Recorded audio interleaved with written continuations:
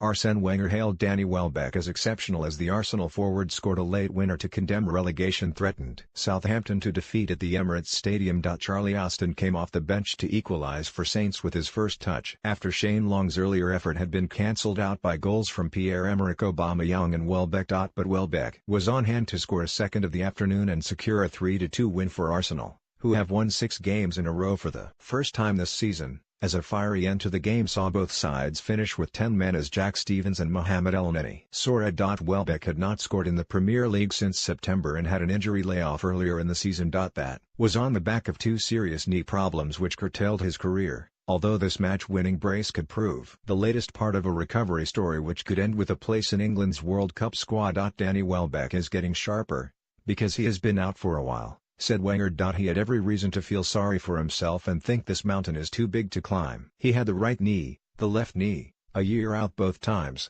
but he worked hard, which is unnoticed by everybody. People were questioning if he'd come back or not. That is the most difficult test for any sportsperson. I believe what he has done is exceptional. With Arsenal chasing Europa League glory and a return to Champions League football, Welbeck's role could become greater over the remainder of the season as Henrikh Mkhitaryan faces a spell on the sidelines. Having limped out of Thursday's Europa League quarter-final win over CSKA Moscow with a knee problem. He's got knee ligament damage, Wenger revealed after the game. He will not be available for Thursday, v CSKA, and not for Newcastle and certainly not for the week after. I think we play West Ham.